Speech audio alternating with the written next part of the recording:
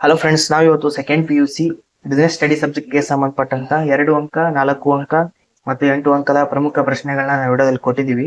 So ನಿಮಗೆ ಪರೀಕ್ಷೆಯಲ್ಲಿ ಯಾವ ಕ್ವಶನ್ಸ್ ಎಕ್ಸಾಕ್ಟ್ ಆಗಿ ಕೇಳಬಹುದು ಅನ್ನೋದನ್ನ ಈ ವಿಡಿಯೋದಲ್ಲಿ ಅಪ್ಲೋಡ್ ಮಾಡಿದೀವಿ.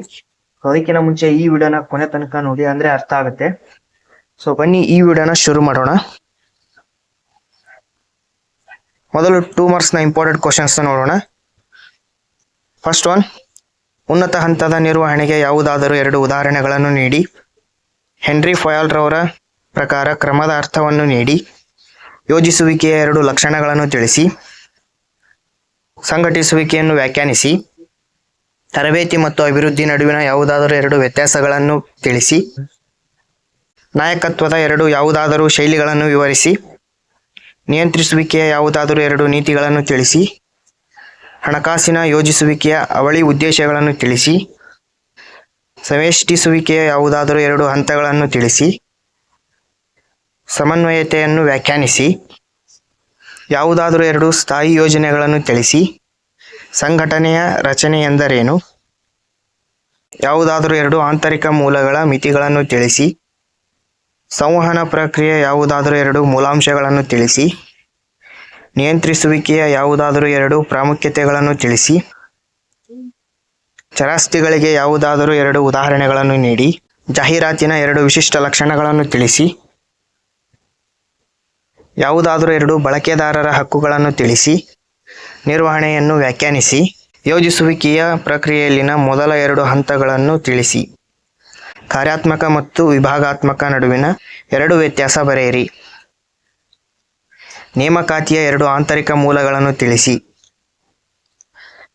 ನಾಯಕತ್ವ ಎಂದರೇನು? ನಿಯಂತ್ರಿಸುವಿಕೆಯ ಯಾವುದಾದರೂ 2 ಪ್ರಾಮುಖ್ಯತೆಗಳನ್ನು ತಿಳಿಸಿ. ಇಕ್ವಿಟಿ ಮೇಲಿನ ವ್ಯಾಪಾರದ ಅರ್ಥವನ್ನು ಬರೆಯಿರಿ. ಕೈಗಾರಿಕೆಯ ಅರ್ಥವನ್ನು ಬರೆಯಿರಿ ಮತ್ತು ಉದಾಹರಣೆ ಕೊಡಿ. ಸೊ ನಿಮ್ಗೆ ಟೋಟಲ್ ಆಗಿ 26 ಕ್ವಶನ್ಸ್ ಇವೆ, 2 ಮಾರ್ಕ್ಸ್ನು. ಸೊ ಇಷ್ಟು ನಿಮಗಿಲ್ಲಿ 2 ಅಂಕದ ಪ್ರಶ್ನೆಗಳು. ಸೊ ನೆಕ್ಸ್ಟ್ ಈಗ 4 ಅಂಕದ ಪ್ರಶ್ನೆಗಳನ್ನ ನೋಡೋಣ.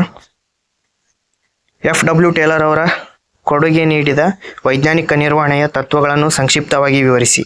ಯಾವುದಾದರೂ 4 ಬರೆದ್ರೆ ಸಾಕು.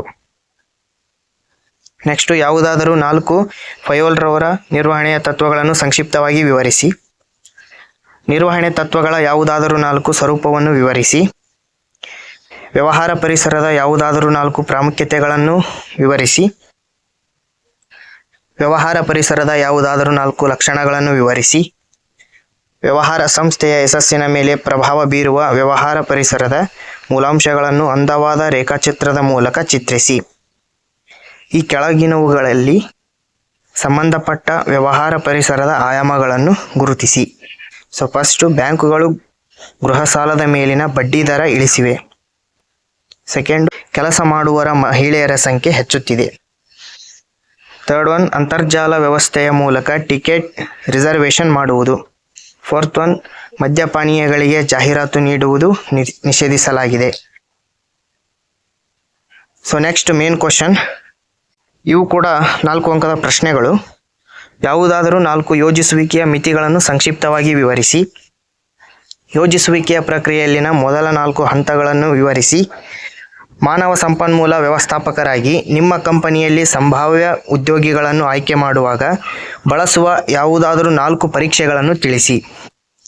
ನೆಕ್ಸ್ಟು, ಮಾನವ ಸಂಪನ್ಮೂಲ ವ್ಯವಸ್ಥಾಪಕರಾಗಿ ನಿಮ್ಮ ಕಂಪನಿಯಲ್ಲಿ ಖಾಲಿ ಇರುವ ಸ್ಥಾನಗಳನ್ನು ಭರ್ತಿ ಮಾಡಲು ಅವಶ್ಯವಿರುವ ಯಾವುದಾದರೂ 8 ಬಾಹ್ಯ ಮೂಲಗಳನ್ನು ವಿವರಿಸಿ. ಉದ್ಯೋಗಿಗಳ ಆಯ್ಕೆಗೆ ಬಳಸಲಾಗುವ ಯಾವುದಾದರೂ 4 ವಿವಿಧ ಪರೀಕ್ಷೆಗಳನ್ನು ಸಂಕ್ಷಿಪ್ತವಾಗಿ ವಿವರಿಸಿ. ನಿಯಂತ್ರಿಸುವಿಕೆಯ ಯಾವುದಾದರೂ 4 ಮಿತಿಗಳನ್ನು ವಿವರಿಸಿ. ನಿಯಂತ್ರಿಸುವಿಕೆ ಪ್ರಕ್ರಿಯೆಯ ಯಾವುದಾದರೂ ಮೊದಲ 4 ಹಂತಗಳನ್ನು ವಿವರಿಸಿ. ನೆಕ್ಸ್ಟು, ನಿಯಂತ್ರಿಸುವಿಕೆಯ ಯಾವುದಾದರೂ 4 ಪ್ರಾಮುಖ್ಯತೆಗಳನ್ನು ವಿವರಿಸಿ. ಲಾಭಾಂಶ ನಿರ್ಣಯದ ಮೇಲೆ ಪ್ರಭಾವ ಬೀರುವ ಯಾವುದಾದರೂ 4 ಅಂಶಗಳನ್ನು ವಿವರಿಸಿ. ಬಂಡವಾಳದ ಅಗತ್ಯತೆಯ ಮೇಲೆ ಪ್ರಭಾವ ಬೀರುವ ಯಾವುದಾದರೂ 4 ಅಂಶಗಳನ್ನು ಸಂಕ್ಷಿಪ್ತವಾಗಿ ವಿವರಿಸಿ. ಮಾರಾಟ ಪ್ರಕ್ರಿಯೆ ಯಾವುದಾದರೂ 4 ಕಾರ್ಯಗಳನ್ನು ವಿವರಿಸಿ.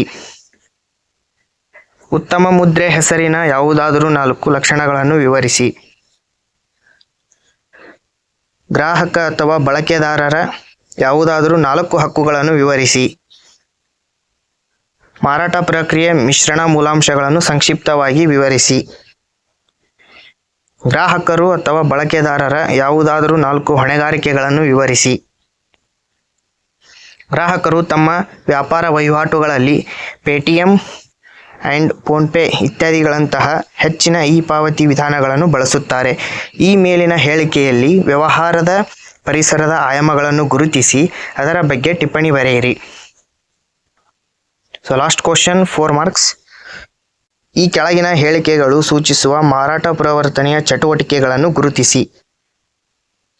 ಫಸ್ಟ್ ಒನ್, 4 ಸಂತೂರು ಸೋಪ್ ಖರೀದಿಸಿದರೆ 1 ಪೆನ್ ಫ್ರೀ ಅಥವಾ ಉಚಿತ.